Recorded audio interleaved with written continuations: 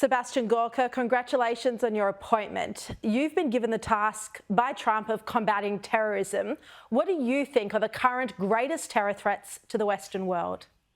Well, thank you for having me. I'm a big fan of yours. We follow you closely here on the other side of the world. The resurgence of global jihadism. People think that it went away, but it didn't. With the surrender of Afghanistan, the disgraceful surrender of Afghanistan by Joe Biden, by Lloyd Austin, his Secretary of Defense, we have a new hub of jihadism. We left just $83 billion worth of weapons for the Taliban. Al-Qaeda is resurgent. ISIS is still out there, whether it's the Houthis or whether it's the numerous proxies of Iran, Hezbollah and Hamas. The threat is as great as it's ever been. And so that's why we need President Trump, his National Security Advisor, Mike Waltz, back in the White House. And we have a lot of work to do come 12/01 on January the 20th. In the face of this growing terror threat, as you've just defined it, it is extensive. We've also seen thousands of, let's face it, terror supporters marching on the street absurdly in the name of peace. How do you think, Seb, that Western leaders internationally have responded to this? Well, in some cases, they've just stuck their head in the sand. And in other cases, they have thought that they can deal with this threat with some kind of political negotiation or some kind of economic aid. But they're wrong. They're wrong. I've spent 30 years teaching the strategy, the ideology of the jihadi movement, from the Ikhwan, the Muslim Brotherhood, on down through Al-Qaeda and through ISIS today. We have to understand that this is a war between the civilized world, the Judeo-Christian West, the greatest civilization the world has ever seen, and the barbarians, those who wish to destroy our civilization, whether it's those responsible for 9/11, whether it's those responsible for the heinous attacks of October the 7th in Israel, where women and children and unarmed men were targeted. This is a war to the death where only one side can win. The forces of light and goodness, or those who really are working for the destruction of our civilization. That's so well put, and I'd go further and say that some international leaders have been utterly weak, they've been ineffective, hopeless, and probably have enabled the terror threat to grow. And that's not to mention the billions of dollars the Biden administration gave to Iran, and then the other international leaders calling for a ceasefire instead of showing strength and solidarity. Well, what's your response to this?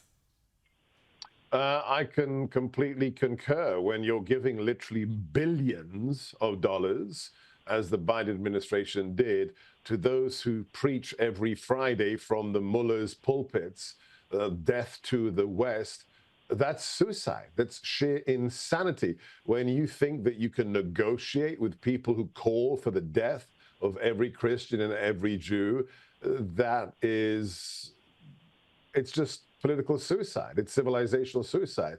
So yes, we need leadership. And the good news is when President Trump, my former boss, and God willing, my future boss, gets behind that resolute desk, every nation in the world will have a decision to make. Do you stand with those who are taking the fight to the jihadis, to the terrorists, to the evildoers? Or do you stand with those who are trying to destroy our civilization? It will be a stark choice. But as I said when I was in the White House the first time, borrowing a phrase from the Marine Corps, my beloved devil dogs, it's very simple. America, no better friend, no worse enemy. And there will be a time for choosing for all the nations of the world. Do you stand with us or do you stand with the jihadis? Yeah, very strong words. Well, in light of this, and I understand you've just been appointed and this is one of your first interviews, but the president has been clear he won't tolerate terror supporters remaining in the United States. What will you do to stop homegrown terror? Oh, absolutely. We may be waiting for the inauguration on January the 20th, but Colonel Waltz, the incoming National Security Advisor, his team, the president, those who will be supporting him in the White House, Stephen Miller, the architect of the original immigration policy of the first Trump administration, Pete Hegseth, the incoming Secretary of Defense, John Radcliffe at the CIA, and on. Everybody is working feverishly right now in the transition team. And we have a domestic threat as well. When you side with those who are calling for the extermination of Israel from the river to the sea, when we have people who are, let's put it mildly or diplomatically, useful idiots or worse, working for the Iranian regime inside very sensitive positions in the US government. That cannot be allowed to stand. So yes, we have lots of plans, my dear friend, but it would be impolitic and improper for me to reveal any of them right now. Understood. Well, I might ask you about a couple of things that Australia has done of late. The Albanese government issuing nearly 3,000 visas to Gazans since October 7, 2023. Do you think Australia should be bringing in Gazans right now, which we're doing virtually more than any other country on earth? Well, the question is, who are they, and can you verify, can you vet them?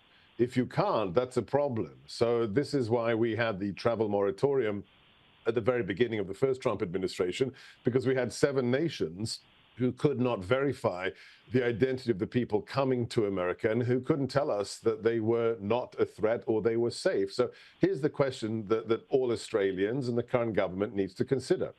When reliable polling data since October the 7th, the massacre of the innocents, and I've watched the unedited video from Hamas, the 47-minute unedited video of the slaughter of men, women, and children. Every decision maker needs to see that.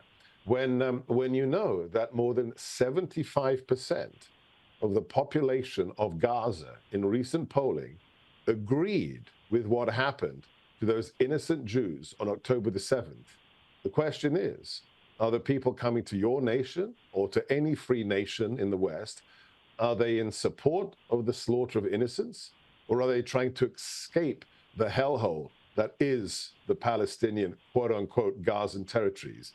If they're trying to escape it, that's one thing. If they believe in Australia, if they believe in your value system, that's great. But what if they are part of the 75% who say the slaughter of the innocents is justified? That's the question that your nation and every decent nation needs to answer for themselves. Yeah, and that's the security risk that we've been concerned about. The Albanese government continues to fund UNRWA, sending millions of taxpayer dollars to the organisation despite its proven terror links. What would your message be to the Albanese government on this? Well, it is not my position to message the Australian government. I will just say to anyone who's considering the utility or the mandate of the United Nations, which conflicts have they prevented?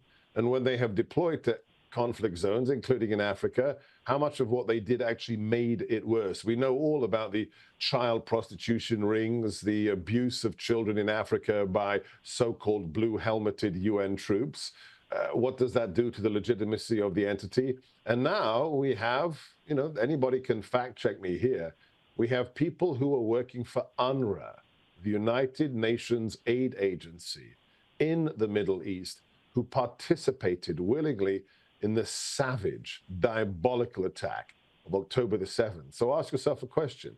Should your nation, should any nation that believes in decency be funding and supporting an entity whose employees were a part of the greatest massacre of the Jewish people since the cessation of hostilities in 1945 and the end of the Shoah, the Holocaust? I think the answer to that question is rather obvious. ISIS was defeated both as a physical group and as an ideology. Do you think Hamas and Hezbollah can be too? You can read my first New York Times bestseller, Defeating Jihad, or any of the many papers I've written in the last few decades. So any enemy, you read Clausewitz, read Sun Tzu, any enemy consists of capacity and will to fight. You have to address both of those at the same time. Israel has been superlative in addressing the capacity, the wherewithal of the jihadi organizations like Hamas to do their citizens harm. But it's not just about that. You can kill a lot of people, and as we found out in Vietnam, you can kill a lot of bad guys, a lot of members of the enemy forces, but if they continue to have the will to fight, you're just replacing new recruits with the people that you exterminated, that you managed to put lead on target in the battlefield, the bad guys. So the real long-term victory in any conflict, especially counterterrorism, is making the capacity of the enemy group to recruit people into their ideology minimal. Right now, with the pager operation, the absolutely quintessential success that was the explosive pager operation, you kind of made Hamas look like a bunch of idiots, incompetents. Who wants to join an organization that looks like a bunch of losers? So effective counterterrorism is putting lead on target, but also undermining the prestige and the recruiting capacity, what we call the mass line of mobilization of the enemy forces. President Trump, National Security Advisor Waltz, they understand that. So stay tuned after January the 20th. Seb, Iran is ultimately funding these proxy terror groups, as we've been discussing. Do you think that Iran's nuclear sites need to be properly dealt with at some point? So, again, it would be inappropriate of me to talk to what the president is going to do in such hugely geopolitical issues as the nuclear capacity of Iran. But what I will say to the people of Iran, not just the Persians, but the ethnic minorities who live there, we wish you to live in freedom. That is what we want. At the end of the first Trump administration, thanks to our swinging sanction regimes, the mullah regime, the murderous regime of the mullahs, was on its knees economically.